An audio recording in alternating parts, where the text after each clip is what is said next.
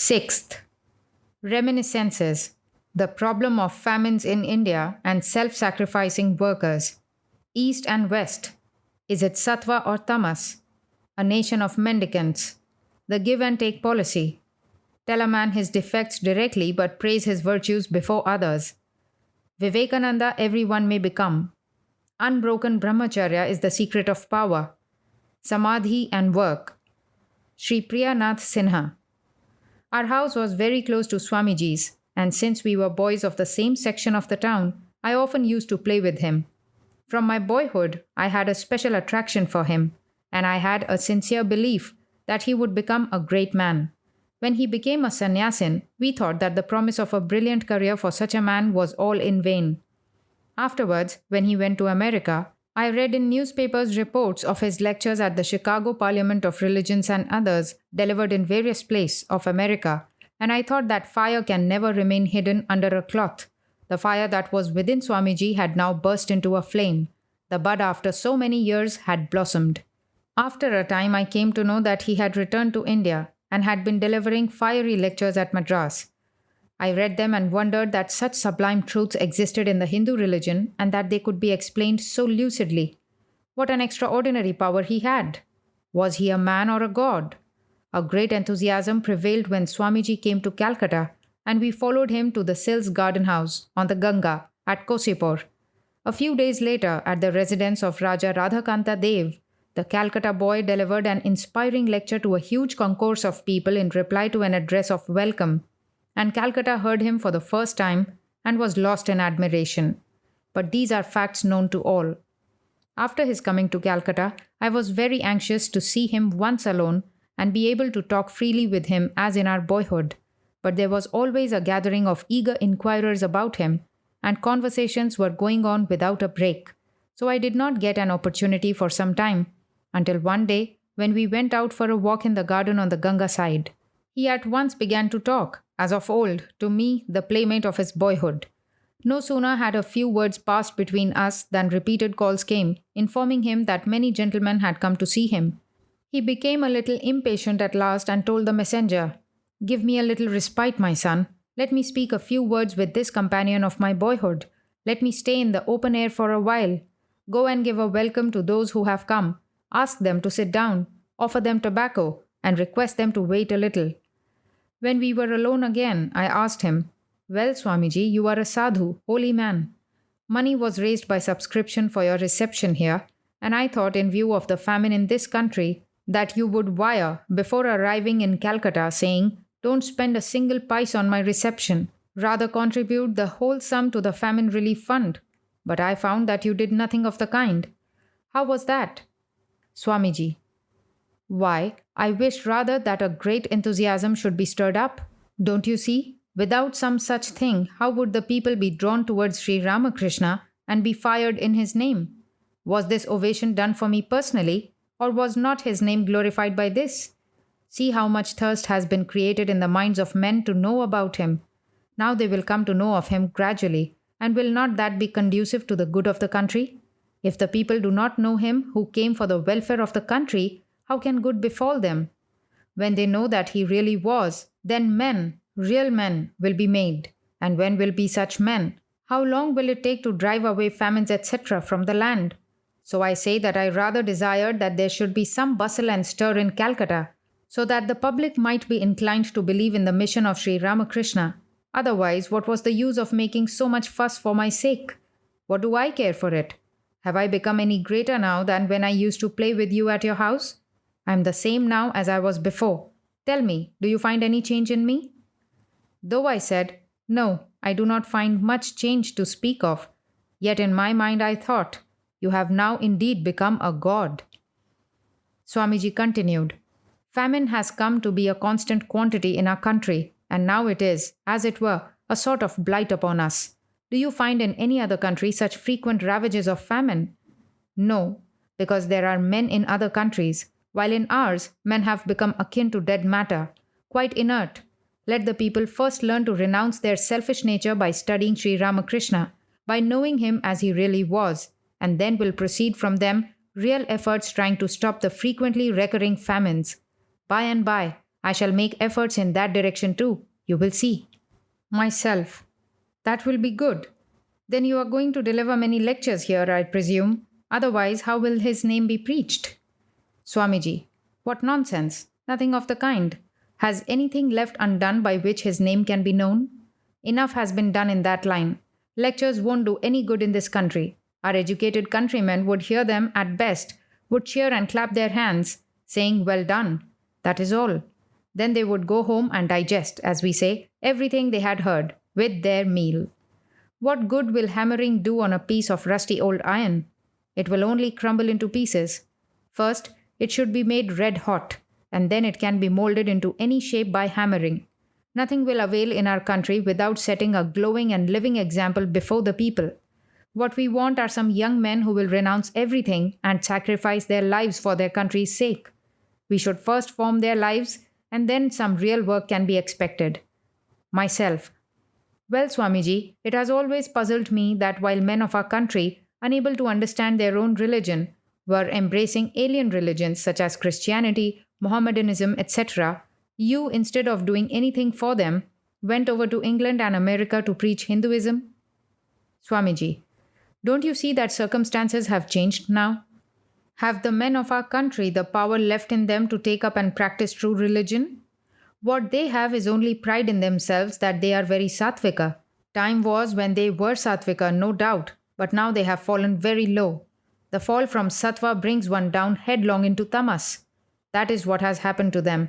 Do you think that a man who does not exert himself at all, who only takes the name of Hari, shutting himself up in a room, who remains quiet and indifferent even when seeing a huge amount of wrong and violence done to others before his very eyes, possesses the quality of sattva?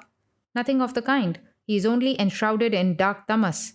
How can the people of a country practice religion who do not get even sufficient food to appease their hunger?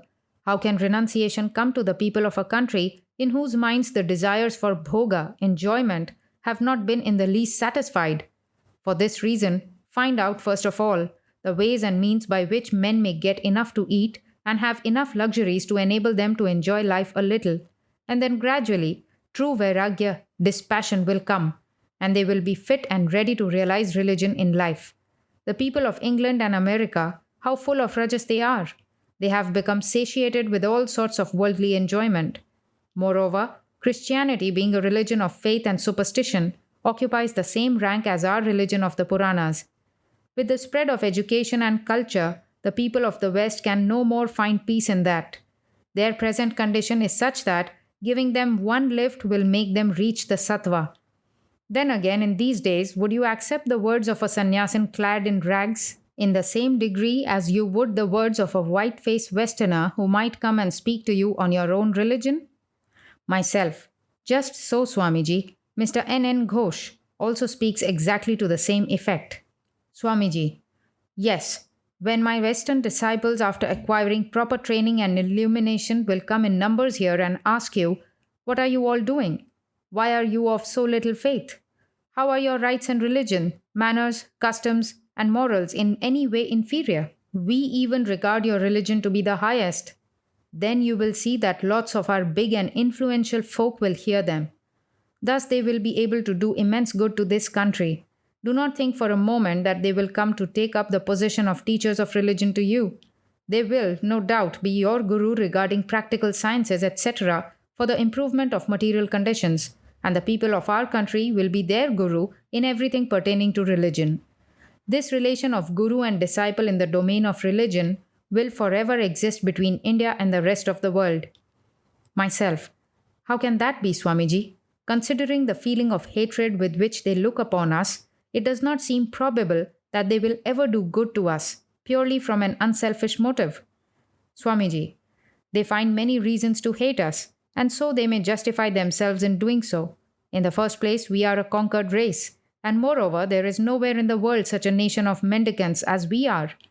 The masses who comprise the lowest castes, through ages of constant tyranny of the higher castes and by being treated by them with blows and kicks at every step they took, have totally lost their manliness and become like professional beggars. And those who are removed one stage higher than these, having read a few pages of English, hang about the thresholds of public offices with petitions in their hands. In the case of a post of 20 or 30 rupees falling vacant, 500 BAs and MAs will apply for it. And dear me, how curiously worded these petitions are. I have nothing to eat at home, sir. My wife and children are starving. I most humbly implore you, sir, to give me some means to provide for myself and my family, or we shall die of starvation. Even when they enter into service, they cast all self respect to the winds, and servitude in its worst form is what they practice. Such is the condition then of the masses. The highly educated, prominent men among you form themselves into societies and clamour at the top of their voices. Alas, India is going to ruin, day by day. O English rulers, admit our countrymen to the higher offices of the state, relieve us from famines, and so on, thus rending the air day and night with the eternal cry of give and give. The burden of all their speech is, give to us, give more to us, O Englishmen. Dear me, what more will they give to you? They have given railways, telegraphs, well-ordered administration to the country, have almost entirely suppressed robbers, have given education in science. What more will they give? What does anyone give to others with perfect unselfishness? Well, they have given you so much. Let me ask, what have you given to them in return? Myself. What have we to give, Swamiji? We pay taxes. Swamiji. Do you? Really? Do you give taxes to them of your own will? Or do they exact them by compulsion because they keep peace in the country? Tell me plainly, what do you give them in return for all that they have done for you? You also have something to give them that they have not. You go to England, but that is also in the garb of a beggar, praying for education. Some go, and what they do there at the most is, perchance, to applaud the Westerner's religion in some speeches and then come back. What an achievement indeed! Why have you nothing to give them? An inestimable treasure you have, which you can give. Give them your religion, give them your philosophy. Study the history of the whole world, and you will see that every high ideal you meet with anywhere had its origin in India. From time immemorial, India has been the mine of precious ideas to human society. Giving birth to high ideas herself, she has freely distributed them broadcast over the whole world. The English are in India today to gather those higher ideals, to acquire a knowledge of the Vedanta, to penetrate into the deep mysteries of that eternal religion which is yours. Give those invaluable gems in exchange for what you receive from them. The Lord took me to their country to remove this opprobrium of the beggar that is attributed by them to us. It is not right to go to England for the purpose of begging only. Why should they always give us alms? Does anyone do so forever? It is not the law of nature to be always taking gifts with outstretched hands like beggars. To give and take is the law of nature. Any individual or class or nation that does not obey this law never prospers in life. We also must follow that law. That is why I went to America. So great is now the thirst for religion in the people there that there is room enough even if thousands of men like me go. They have been for a long time giving you of what wealth they possess, and now is the time for you to share your priceless treasure with them. And you will see how their feelings of hatred will be quickly replaced by those of faith, devotion, and reverence towards you, and how they will do good to your country even unasked. They are a nation of heroes. Never do they forget any good done to them. Myself. Well, Swamiji, in your lectures in the West, you have frequently and eloquently dwelt on our characteristic talents and virtues, and many convincing proofs you have put forward to show our whole-souled love of religion. But now you say that we have become full of tamas, and at the same time you are accrediting us as the teachers of the eternal religion of the rishis to the world. How is that? Swamiji, do you mean to say that I should go about from country to country, expatiating on your failings before the public? Should I not rather hold up before them the characteristic virtues that mark you as a nation? It is always good to tell a man his defects in a direct way and in a friendly spirit to make him convinced of them, so that he may correct himself. But you should trumpet forth his virtues before others. Sri Ramakrishna used to say that if you repeatedly tell a bad man that he is good, he turns in time to be good. Similarly, a good man becomes bad if he is incessantly called so. There in the West, I have said enough to the people of their shortcomings. Mind, up to my time, all who went over to the West from our country have sung paeans to them in praise of their virtues and have trumpeted out only our blemishes to their ears. Consequently, it is no wonder that they have learnt to hate us. For this reason, I have laid before them your virtues and pointed out to them their vices, just as I am now telling you of your weaknesses and their good points. However full of tamas you may have become, something of the nature of the ancient rishis, however little it may be, is undoubtedly in you still, at least the framework of it. But that does not show that one should be in a hurry to take up at once the role of a teacher of religion and go over to the West to preach it. First of all, one must completely mold one's religious life in solitude, must be perfect in renunciation, and must preserve brahmacharya without a break. The tamas has entered into you. What of that? Cannot the tamas be destroyed? It can be done in less than no time. It was for the destruction of this tamas that Bhagwan Sri Ramakrishna came to us. Myself. But who can aspire to be like you, Swamiji? Swamiji. Do you think that there will be no more Vivekanandas after I die? That batch of young men who came and played music before me a little while ago, whom you all despise for being addicted to intoxicating drugs and look upon as worthless fellows, if the Lord wishes, each and every one of them may become a Vivekananda. There will be no lack of Vivekanandas if the world needs them. Thousands and millions of Vivekanandas will appear. From where, who knows? Know for certain that the work done by me is not the work of Vivekananda. It is his work, the Lord's own work. If one governor general retires, another is sure to be sent in his place by the emperor. Enveloped in tamas, however much you may be, know all that will clear away if you take refuge in him by being sincere to the core of your heart. The time is opportune now, as the physician of the world disease has come. Taking his name, if you set yourself to work, he will accomplish everything himself through you. Tamas itself will be transformed into the highest sattva. Myself.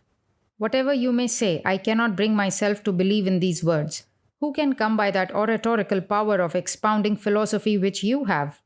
Swamiji. You don't know. That power may come to all. That power comes to him who observes unbroken brahmacharya for a period of 12 years, with the sole object of realizing God.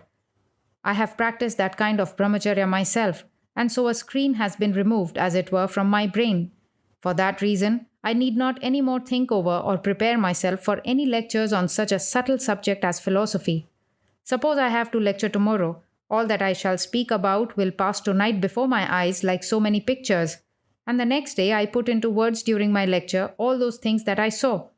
So you will understand now that it is not any power which is exclusively my own. Whoever will practice unbroken brahmacharya for 12 years will surely have it. If you do so, you too will get it. Our Shastras do not say that only such and such a person will get it and not others. Myself. Do you remember, Swamiji, one day before you took sannyasa, we were sitting in the house of, and you were trying to explain the mystery of samadhi to us?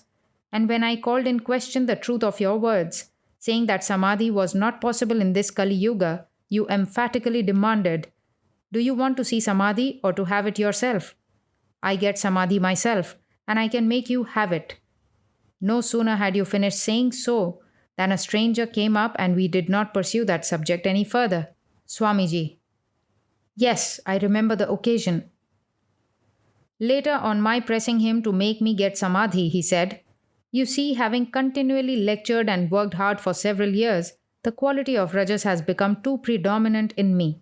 Hence that power is lying covered, as it were, in me now. If I leave all work and go to the Himalayas and meditate in solitude for some time, then that power will again come out in me.